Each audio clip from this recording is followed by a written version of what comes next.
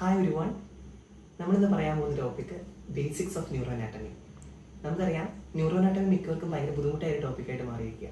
അതിന് കാരണം എന്താണെന്ന് വെച്ചാൽ വളരെ ബേസിക് ആയിട്ടുള്ള കാര്യങ്ങൾ അറിയില്ല എന്നതുകൊണ്ട് തന്നെയാണ്. വളരെ ബേസിക് ആയിട്ടുള്ള ഈ കാര്യങ്ങൾ അറിയുകയാണെങ്കിൽ എനിക്ക് ഷുവറായിട്ട് നിങ്ങൾ പറയാൻ പറ്റും നിങ്ങൾക്ക് ന്യൂറോ അനാട്ടമി വളരെ എളുപ്പമായിരിക്കും. അപ്പോൾ ന്യൂറോ അനാട്ടമി പഠിക്കുന്നതിന് മുമ്പായിട്ട് ഈ ബേസിക് വീഡിയോ കാണാം. First of all we can move to the basics of neuroanatomy. What is a neuron?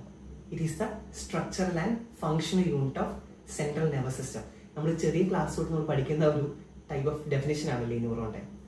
ഇതിൽ കണ്ടോ, ന്യൂറോണിൽ സെൽ ബോഡി ഉണ്ട്, ആക്സൺ ഉണ്ട് അല്ലേ? Cell body, accent.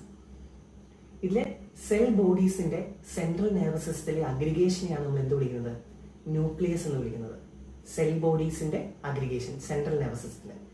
അതേപോലെ തന്നെ സെൻട്രൽ നെർവസ് സിസ്റ്റത്തിലല്ലാതെ പെരിഫറൽ നെർവസ് സിസ്റ്റത്തിലാണ് നമ്മുടെ സെൽ ബോഡീസ് അഗ്രിഗേറ്റ് ചെയ്യുന്നെങ്കിൽ നമ്മൾ എന്ത് വിളിക്കും? നമ്മളതിനെ ഗാംഗ്ലിയോൺ എന്ന് വിളിക്കും. ഗാംഗ്ലിയോൺ. ഇനി ഈ ന്യൂക്ലിയസ് തന്നെയാണ് ഗ്രേ മാറ്റർ. നമുക്കറിയാം നമ്മുടെ ബ്രെയിനിൽ എന്തുണ്ട്? ഗ്രേ മാറ്റർ ഉണ്ട്, വൈറ്റ് മാറ്റർ ഉണ്ട്. അതിൽ ഗ്രേ മാറ്റർ കോൺസ്റ്റിറ്റ്യൂട്ട് ചെയ്യുന്നത് ഈ ന്യൂക്ലിയസ് ആണ്.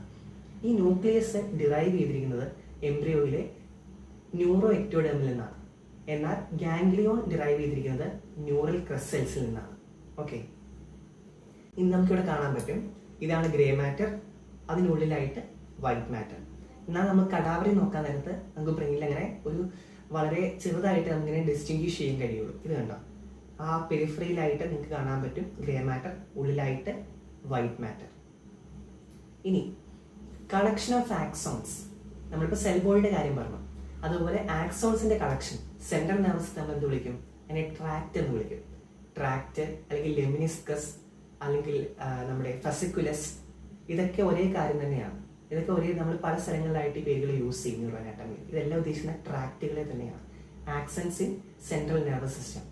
ഇത് തന്നെയാണ് എന്താണ് നമ്മുടെ വൈറ്റ് മാറ്റർ. നമ്മുടെ ഞാൻ പറഞ്ഞു ഗാംഗ്ലിയാസ് ആണ് അല്ലെങ്കിൽ ന്യൂക്ലിയസ് ആണ് നമ്മുടെ ഗ്രേ മാറ്റർ. അതുപോലെ വൈറ്റ് മാറ്റർ എന്ന് പറയുന്നത് എന്താണ്? ട്രാക്റ്റുകളാണ്.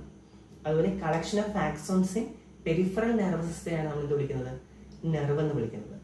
ഇനി coming to the glial cells or the supporting cell. നമ്മുടെ ന്യൂറോണുകളെ സപ്പോർട്ട് ചെയ്യുന്ന സെല്ലുകളെയാണ് നമ്മുടെ ഗ്ലയൽ സെല്ലുകൾ എന്ന് വിളിക്കുന്നത്. അതാരൊക്കെയാണ്? Astrocytes, oligodendrocytes, ependymal cells, Schwann cells and the microglial cells. അതിൽ ആസ്ട്രോസൈറ്റ്സ് ആണ് ബ്ലഡ് ബ്രെയിൻ ബാരിയർ ഫോം ചെയ്യുന്നത്.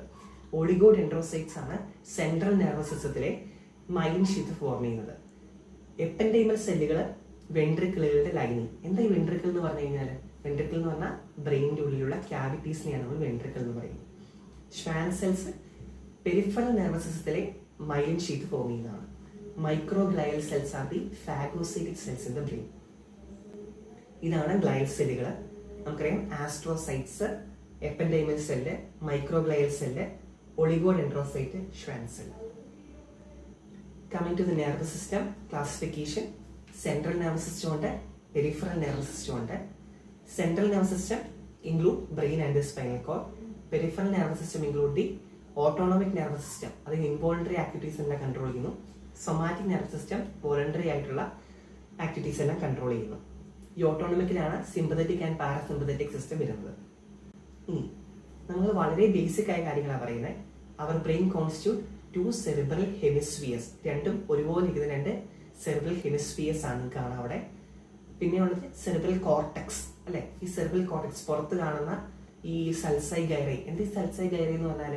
ഗൈറൈ എന്ന് പറഞ്ഞാൽ നമ്മുടെ ആ ഫോൾഡുകൾ, സൽസൈ എന്ന് പറഞ്ഞാൽ നമ്മുടെ ഗ്രൂസ്. അപ്പം ഫോൾസും ഗ്രൂസും സൽസൈയും ഗൈറൈ അടങ്ങിയിട്ടുള്ള അതാണ് നമ്മുടെ സെറിബ്രൽ കോർട്ടെക്സ്. പിന്നെ കണ്ടോ, ഈ സൽസൈ ഗൈറൈ ഉള്ളത് കൊണ്ടാണ് മാക്സിമം സർഫസ് ഏരിയ നമ്മുടെ ബ്രെയിന് കിട്ടുന്നത്. ഇനി ഇതിനെ ക്ലാസിഫൈ ചെയ്തിരിക്കുന്നത് ഏതൊക്കെ ലോബ്, ഓരോ ലോബുകൾ വെച്ചിട്ടാണ്. അതായത് frontal lobe, parietal lobe, occipital lobe, അതുപോലെ ടെമ്പറൽ ലോബ്. അപ്പോൾ ഫ്രോണ്ടൽ ലോബാണ് നമ്മുടെ ഡിസിഷൻസ് മേക്കിങ്ങിലൊക്കെ നമ്മളെ ഹെൽപ്പ് ചെയ്യുന്നത്. പാരൈറ്റൽ ലോബാണ് സെൻസേഷൻസ് അറിയാനായിട്ട്. ടെമ്പറൽ ലോബാണ് ഹിയറിങ്ങും അതുപോലെ തന്നെ മെമ്മറിയും. അതുപോലെ ഓക്സിപിറ്റൽ ലോബാണ് വിഷനുമായിട്ട് അസോസിയേറ്റ് ചെയ്ത് നമുക്ക് കാഴ്ചയൊക്കെ ആയിട്ട്. ഇനി ഈ 4 എണ്ണം കൂടാതെ തന്നെ നമുക്ക് ഇൻസുല എന്ന് പറഞ്ഞൊരു ഹിഡൻ ലോബുണ്ട്. നമ്മുടെ ലാറ്ററൽ സൾക്കസ് എന്ന് സൾക്കസ് ഉണ്ട്. നിങ്ങൾക്ക് കാണാൻ പറ്റും ടെമ്പറൽ ലോബിനും അതുപോലെ ഫ്രണ്ടൽ ലോബിനും ഇടയ്ക്കൊരു ഗ്രൂവ്, ഒരു സൾസൈ. അത് നമുക്കിങ്ങനെ മാറ്റി കഴിഞ്ഞാൽ നമുക്ക് കാണാം, റിട്രാക്ട് ചെയ്ത് കഴിഞ്ഞാൽ കാണാൻ പറ്റും ഇൻസുലം. ഓക്കെ, ഇനി നമ്മൾ പറയാൻ പോകുന്നത് സെറിബെല്ലം.